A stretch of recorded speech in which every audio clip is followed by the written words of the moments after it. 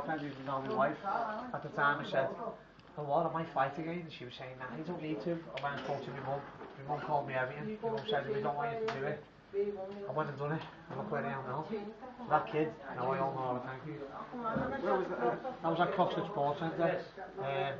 I was just going around doing projects, getting kids off the streets, into boxing clubs, and you know, believe it or not, this kid's gone on to win a schoolboy title. Little George Cummins, I think. It's George Cummins, or is it? His name's George Cummins from Croxford. Or George Scott, or Scott, sorry, his name's Scott. Scott Cummins or George, one of them.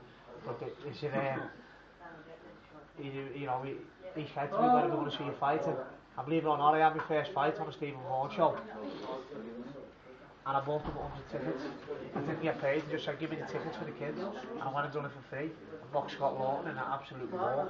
And you know, that's where I am now.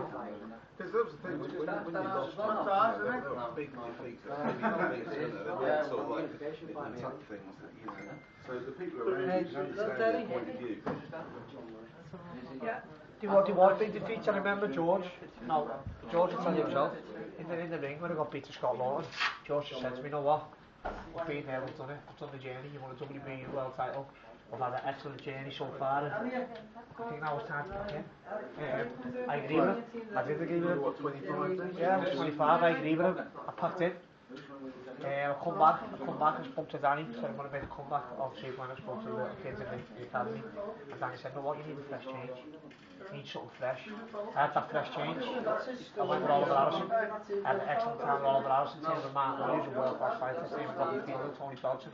I had a great bunch of lads up there. And then we got off to the Collar fight, and I knew I'd beat Collar, and we had Danny Vaughan in my corner. So I rang Danny on a Friday night.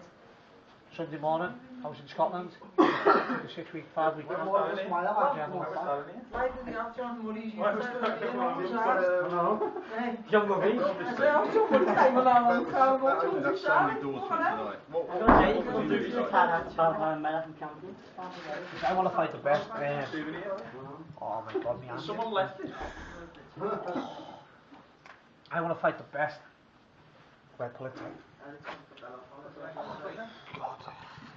I want to fight the best, and listen, it's about earning a few quid now.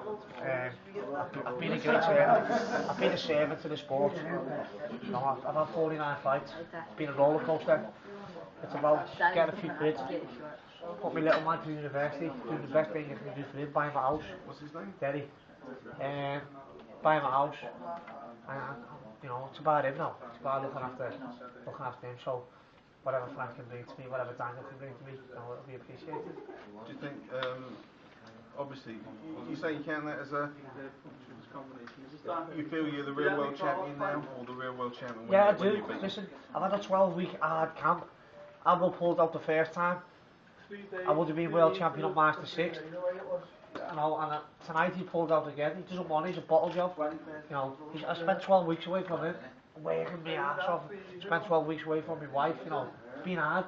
It's been very, very hard.